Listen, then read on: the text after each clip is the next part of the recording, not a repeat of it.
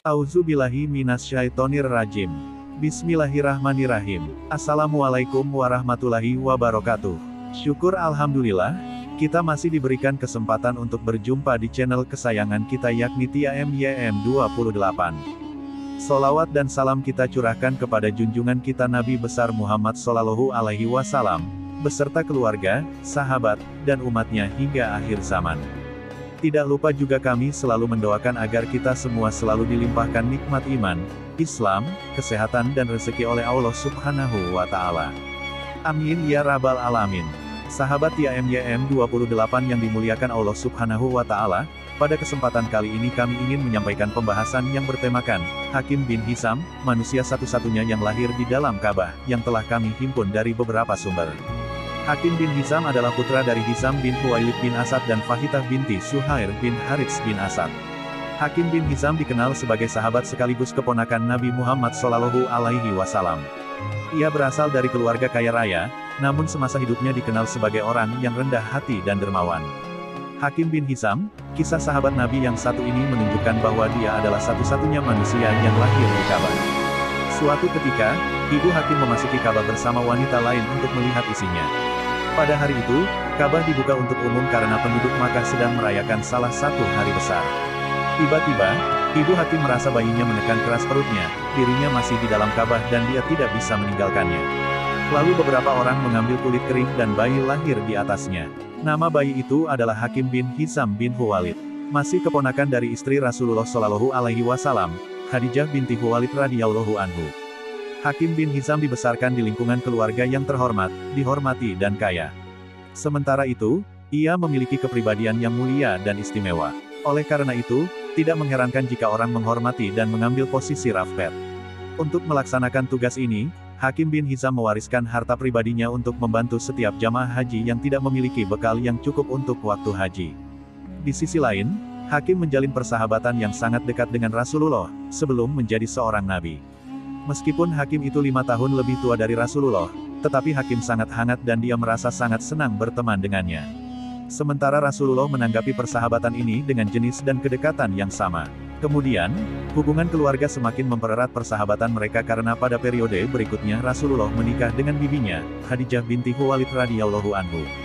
Meski betapa dekatnya hubungan Hakim bin Hizam dengan Rasulullah, namun nyatanya Hakim baru masuk Islam setelah Mekah Fath penaklukan kota Mekah, yang artinya setelah 20 tahun Rasulullah menjadi nabi. Wajar jika setiap orang menduga bahwa orang-orang seperti Hakim bin Hizam yang diistimewakan Allah dalam bentuk pemikiran yang matang, serta hubungannya yang sangat dekat dengan Nabi, termasuk orang-orang pertama yang beriman kepadanya, menerima dakwah, dan petunjuknya. Tapi itu adalah kehendak Allah, apapun yang dia inginkan pasti terjadi. Hakim bin Hizam sendiri terkejut dengan pengalaman hidupnya. Pada hari-hari pertama Islamnya dan ketika dia baru merasakan nikmatnya iman, dia benar-benar meratapi setiap detik hidupnya, yang disilangkan dalam ketidakpercayaan kepada Allah dan bertentangan dengan Nabi-Nya. Suatu hari setelah masuk Islam, anak-anak Hakim melihatnya menangis. Mereka langsung bertanya, "Ayah, apa yang membuatmu menangis seperti ini?" Hakim menjawab, "Banyak, semuanya membuat saya menangis, anakku. Pertama, saya terlambat untuk memeluk Islam, begitu banyak kesempatan baik yang saya habiskan, bahkan jika saya membayarnya dengan emas sebesar gunung, maka itu akan terjadi. Masalah lain adalah ketika Allah menyelamatkan saya selama perang Badar dan Uhud, saya berkata pada diri sendiri, karena hari ini saya tidak akan membantu orang Quraisy lagi untuk menyerang Rasulullah, dan saya tidak akan keluar dari Makkah. Tapi saya kembali dan membantu orang Quraisy. Belum lagi setiap kali saya ingin masuk Islam, saya melihat sisa-sisa para tetua dan pemimpin yang dipuja kaum Quraisy masih mempertahankan keyakinan jahiliyah mereka. Untuk alasan ini saya mengikuti mereka dan mendukung mereka. Jika saya tidak melakukan itu, terlepas dari apa yang membuat kami binasa karena kami mengikuti nenek moyang dan didikan kami.